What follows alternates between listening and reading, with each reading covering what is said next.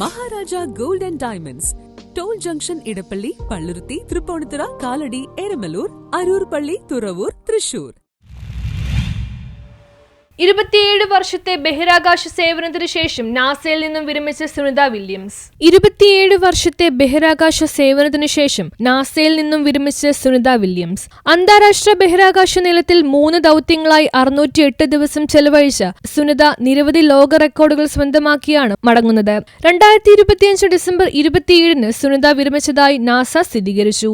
US നേവിയിലെ സേവനത്തിനു ശേഷം 1998-ലാണ് സുനിത നാസയിൽ ചേരുന്നത്. 2006 ഡിസംബറിൽ STS-116 എന്ന ബഹിരാകാശ പേടകത്തിലാണ് സുനിത വില്യംസിന്റെ തുടക്കം.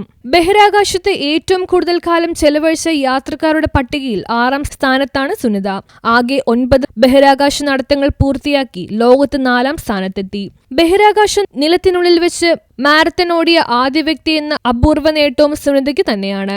ബഹിരാകാശ നിലയത്തിലേക്കുള്ള സുനിതയുടെ സംഭാവനകളും നേട്ടങ്ങളും ബോയിംഗ് സ്റ്റാർലൈനർ ദൗത്യത്തിലെ പരീക്ഷണ പറക്കലിലെ പ്രാതിനിധ്യം ഉൾപ്പെടെ ബഹിരാകാശ ദൗത്യത്തോടുള്ള അവരുടെ അസാധാരണമായ സമർപ്പണം ഭാവി തലമുറയിലെ പരിവേഷകർക്ക് പ്രചോദനമാകുമെന്ന് ജോൺസൺ സ്പേസ് സെന്ററിന്റെ ഡയറക്ടർ വനേസ വൈച്ചെ പറഞ്ഞു. ബഹിരാകാശ പരിവേഷണ ചരിത്രത്തിൽ മായാത്ത മുദ്ര പതിപ്പിച്ചാണ് 60-കാരിയായ സുനിത വില്യംസ് പടിയിറങ്ങുന്നത്. News bureau, Kochi.